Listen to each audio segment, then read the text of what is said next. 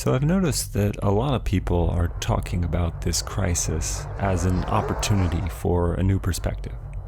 To take a step back from our ordinary day-to-day existence and ask, what are we really doing here?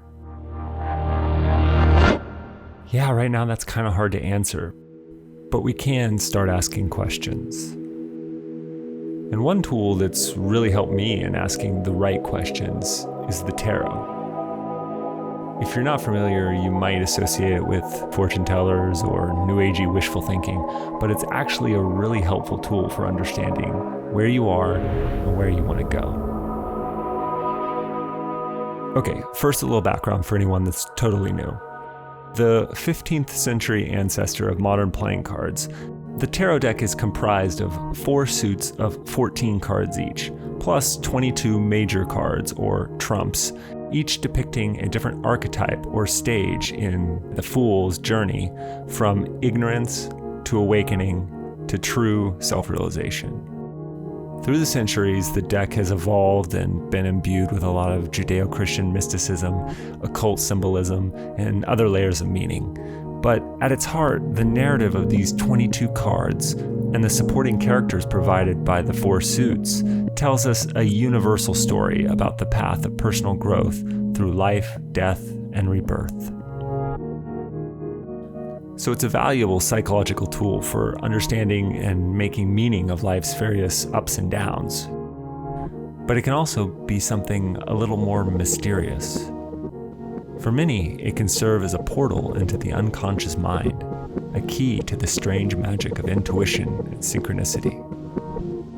Everyone has a slightly different way of drawing cards from the deck, and whether done seemingly at random or following some internal intuition about which card is calling out, the chosen cards will more often than not eerily correspond with one's personal life or larger current events.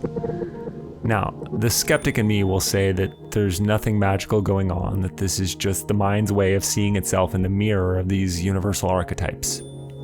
Which could be true, but the longer you play around with these things, the more frequently strange and unlikely the coincidences become.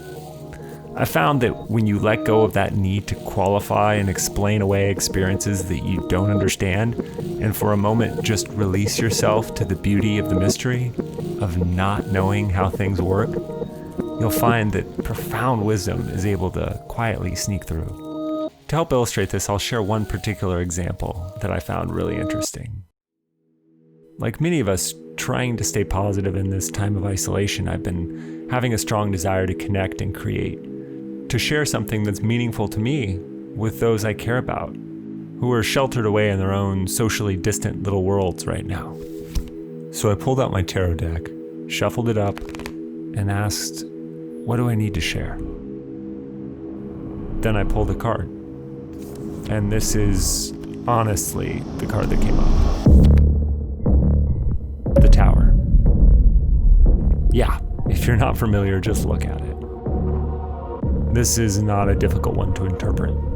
It's all right there.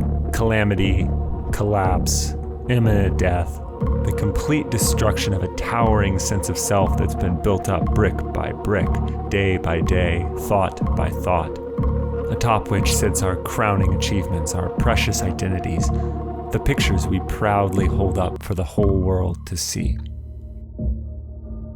Yeah, kind of obvious, right? Global pandemic, economic collapse, widespread death, and personal upheaval. Like, no shit, tarot, tell us something we don't know. So I drew another card. The 3 of Pentacles. Okay, take a look at this card. What do you see? I see a mason working in an alcove of some great stone structure, like a cathedral or maybe He's speaking to 2 others.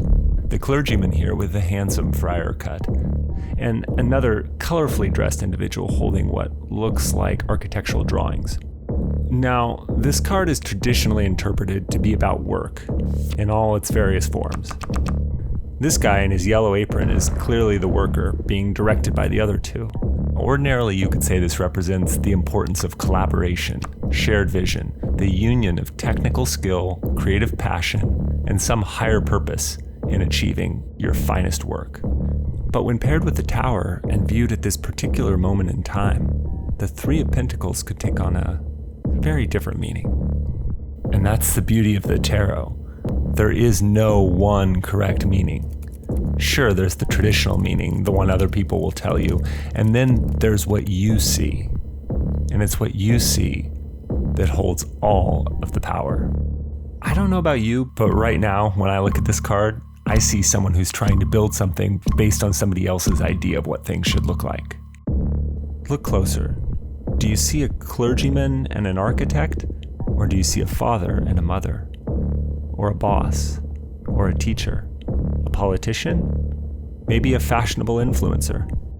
How about past versions of yourself that you just don't recognize? So whose plans are you following here? Let's put the two cards together. What do you see now? Do you see the value of hard work and collaboration? Or do you see yourself, hammer in hand, chiseling away at some ornate facade, clearly not of your own design, in a tower that is literally about to collapse? Do you think the hammer could possibly be put to a better use? Now look again at the tower.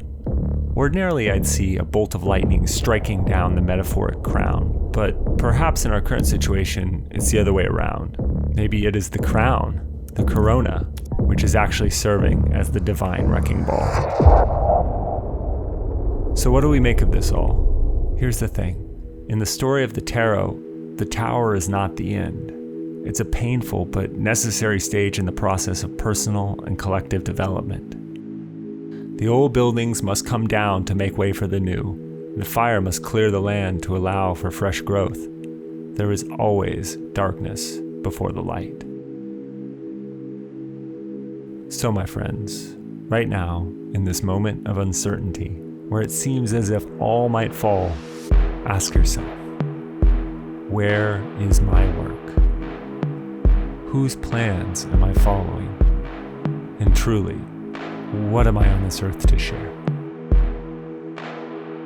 These are not easy questions, but if you keep asking, the answers will come, and they will form the foundation upon which we construct the future, our future.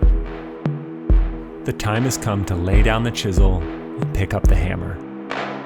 I wish each and every one of you the peace and clarity that comes after the fall.